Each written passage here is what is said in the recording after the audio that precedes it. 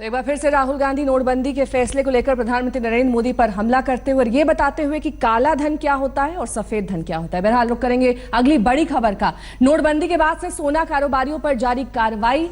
अब से कुछ ही देर पहले दिल्ली में इनकम टैक्स विभाग ने अलकनंदा ज्वेलर्स के लॉकर पर छापेमारी की है। साकेत मॉल के बेसमेंट में अलकनंदा लॉकर स्थित है और यहां पर आयकर ने बेनामी लॉकर्स के शक में छापेमारी की है। आपको बता दें कि विभाग को एक शख्स की जानकारी मिली थी जिसके नाम पर लॉकर पाया गया, लेकिन उसने लॉकर अपना होने से इनकार कर दिया है। इनकम टैक्स विभाग को शक है कि बेनामी लॉकर्स में भारी संख्या में कालाधन हो सकता है। और ज्यादा जानकारी के साथ शिवेंद्र श्रीवास्तव हमारे संवाददाता इस वक्त हमारे साथ जुड़ गए हैं। शिवेंद्र, क्या जानकारी मिली है, किस आधार पर ये छापेमारी की गई और अब तक इसमें क्या कुछ निकलकर सामने आया?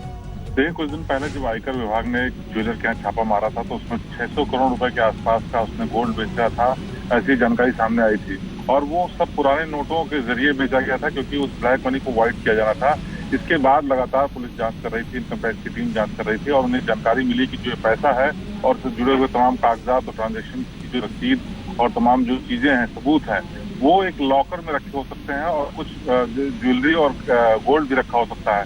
उसी की जानकारी मिलने के बाद अलकनंदा ज्वेलर्स के एक लॉकर था जो फर्जी नाम से खोला गया था साउथ दिल्ली के साकेत इलाके में, वहां पर छापेमारी की है और उसमें तमाम इंफॉर्मेटिव चीजें मिली हैं जो कि बहुत अहम सबूत हो सकती हैं। और वहां से कुछ ऐसे भी दस्तावेज मिले हैं जिससे और दूसरे लिंक के बारे में, उस ज्वेलर के लिंक के बारे में, जिन लोगों का पैसा उसने ब्लैक से व्हाइट किया उन लोगों के बारे में और तमाम इस नेटवर्क से जुड़े हुए तमाम लोगों के बारे में जानकारी हासिल हुई है इनकम टैक्स डिपार्टमेंट को, जो कि आगे लोगों की पूछताछ और उनकी गिरफ्तारी के लिए मददगार साबित होगी।